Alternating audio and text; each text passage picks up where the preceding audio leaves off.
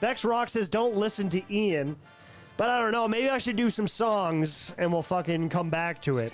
You know what, Bex? I'll fight you. Let's add Bex to the card. You and me. 2 rounds, bare knuckle boxing. No, fuck it. I'm going to give Ari Jane one song. Yeah, all right. You hear that? On the steel toe card, it's going to be Bex Rock versus Ian Ellis. That's going to be the opening. It's going to be the opening match.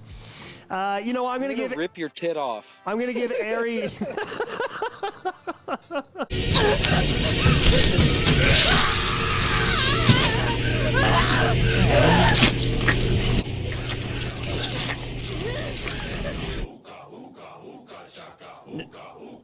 Now, during the break, what did Ian Ellis send me there? Ian, you're muted, but you sent me something over the program break.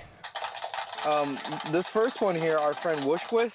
Are you familiar with Whoosh Whoosh, Harry Potter? Yeah, briefly, yes. I've heard about him. We've heard about this. Have you seen this? Yes. You heard about his power tools, you know, his bravado.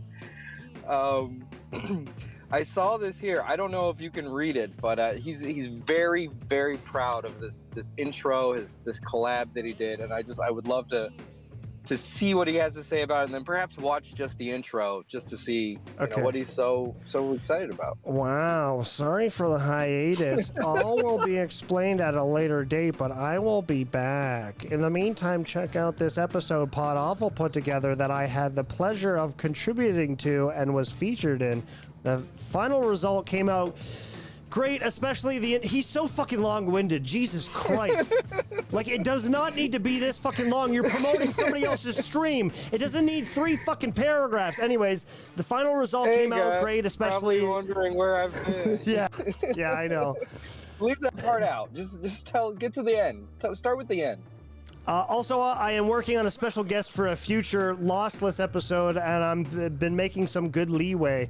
If I can land this new guest, it'll be mind-blowing. That's all I can say. Just get the fucking guest. You don't need to announce, like, aren't we all just trying to get cool guests? You don't need to tell us you're trying. What if you try and you fail?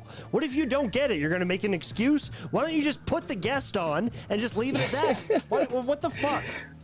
What is the leeway he's making toward getting a guest? Bert Kreischer followed you back. Yeah. You got a heart on a comment. You're like, oh, I'm almost there. I sent him a DM, but he hasn't read it yet. But we're friends now. We're following each other, so you should see it any day now. I sent you one little clip. So I watched the intro, and then I just randomly skipped ahead. And I randomly skipped ahead to Jesse stealing. He's doing a bit for my old friend, CEO. A random timestamp, and I catch you stealing. That's how much he steals and copies other people. Yes, a bit! Oh, what can you set us up some more? Just give me a little bit something more than that. Yeah, you find. So my friend CEO, when we first started covering Mersh, because we were the first to cover Mersh, he was like, I can't understand the bezel. Just the bezel on his TV. It's like 20 minutes. We were all just dying laughing at the bezel on his fucking TV. And now we skip ahead. I create Philip Wave. Jesse copies Philip Wave. He gets attention from shitting on Mersh. So then, Mersh becomes his life. Copying me becomes his life, which is, why he doesn't like me. It's like he doesn't like Red Bar because he's copying Red Bar. And one day he's probably going to turn on Sam Hyde. And you all know Sam Hyde shit. I didn't copy. Anyway, here is my friend CEO lives in Jesse's head. And when he reaches for a bit, he reaches for a with apologies bit. Yeah, 9-second clip. I'm so happy I did all this work for it. Yeah. So then I figured out, I was thinking about Mersh and his bezels. Arms. Oh, Jesus Christ. Yeah, you're right, eh? And those lanky fingers, man, he's really out of shape. Like, he's got to have some more health conditions that he won't admit to, because every time he looks worse. Can't believe how fucking fat his face has gotten. And how are you, like, how are you shitting on Mike? You're a hunchback in shitty purple lighting. with fat jelly arms pointing at a man wearing like nice clothes who looks put together. Yeah, look at him. Yeah. Ignore Holy the dribble fuck. of my pointing arm. Well, that's exactly it. He has to boost the saturation up, and he has to do more manipulative lighting to try to hide how unhealthy he's gotten. Like look at this fucking pudgy arm. Holy It's shit. almost like he wants to be liked. He's they won't like me if they don't want a fat sack of shit off because Wow. Wow. Yeah, I don't know. There's got to be something more serious than we know. And this is why, and Jesse doesn't want to admit it, and this is why he will go 3 to 4 hours at length talking about me, because this sticks with him. When we make these comments and you've made your cartoons commenting on just his appearance, the most fucking, pathetic attack you could do on somebody is keep commenting on how bad they look, and it gets to him. He really thinks he's pretty. Like, look at him. he doxes me. He doxes my family. He goes as nasty as he can, and fucking I call him fat, and it destroys him. Really? I'm not fat. No. You take it back. Get him, guys. You take it back. I was thinking about Mersh and his bezels. And, you know, he had those thick bezels on his TV. And for some reason, all of a sudden, so then I figured out. Oh, his bezels. That was the I joke? was on his TV. That's it. I don't know if we can zoom in. Is that the TV that's cracked in the corner? He's always kind of competing with Mike, so anything Mike does, he tries to do. So that's his having a big TV. Oh, right. And it's a cracked TV. Oh, right here. Oh, I think you're He right. probably banged into it with his titties. He fucking titty slapped that fat screen. Classic Oh, titty God bump. damn it, my milkers are sore. As shitty and old as his shirt is, you think those fat nipples are chafing? Oh, yeah. Those big Especially old with... milkers he's got rubbing back and forth against that terry Pretty cloth. hefty. I don't remember him being this hefty. And look at these titties he's growing. I mean, that's like a Mersh type titty.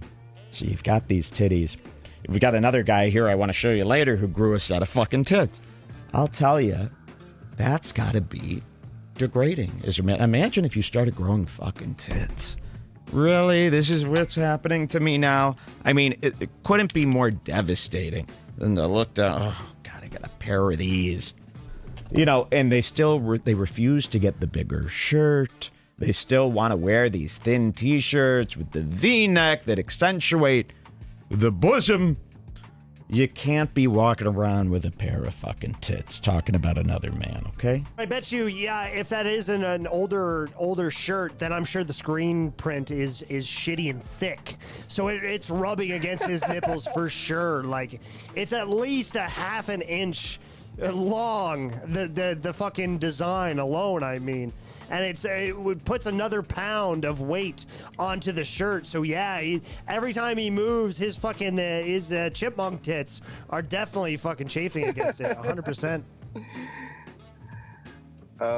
He probably prints them up and then irons them on. I got a picture somewhere that proves he stole his logo was stolen from Sam Hyde. Yuck, that's the I'm bit. sure. I'm sure. And hence, oh, look at those fingers. And hence why I go and I do the same thing. I homage and I copy other people's designs because Pod Awful does the same. Unbleached has done the same. Stealing my intellectual property. I mean, they all do it. They all steal from each other, or at least pick little things and make it their own, but they can't be creative enough to change it entirely so it's not recognizable. It all looks like Sam Hyde shit on Pod Awful's end, or Unbleached shit looks like hipstar shit on his end. I mean, it's so noticeable because they can't be creative enough to make a better swerve. They gotta just like, I like that, I'll use it, and they just copy and paste. They're copy and pasters, man, and Mr. 6000 is the best hypocrite to ever do it. If you look at how his fat arms come to a peak and they like get small and normal at the wrist, and then his hands are so puffy. I just learned this from the boys. Puffy hands on a man, like, we know he's not swinging a hammer. Yeah. Those puffy hands mean he's washing his hands a lot. Probably because he's peeing a lot. And your enlarged prostate. My fucking what? Look at your hands. You've been washing them more often, so likely you've been peeing more often, which makes sense. Oh yeah. Because he has a inflamed prostate. This was definitely a kidney kid. bag got stuck in my pee hole. God damn it. This was absolutely a kid whose parents made him just completely fearful, like unfathomably, blah, blah, blah, blah, just absurdly fearful of germs. So he's, I really do agree that he's probably just vigorously washing his hands because, he's got puffy hands. Oh, those are not working hands because the wrist would be fucking bigger. That is bigger forearms from simple weight because there's no veins. There's no, they're not vascular. They have that is pure cookie dough. Exactly. That is right? 100% Dr. Pepper. That sign of weight gain, even with the huge masking, the huge radioactive over attempt of lighting that he has here, you'd be able to see some fucking veins. You'd be able to see some vascularity, like this shit. Okay, that's fucking those are signs that a guy fucking puts in work. That he either fucking that he works with his fucking hands, he works in a trade, or he fucking lifts. And actually, now that I say that, Scampoli doesn't have that. Every time I open YouTube, I have it go direct to this page to get me in the mood.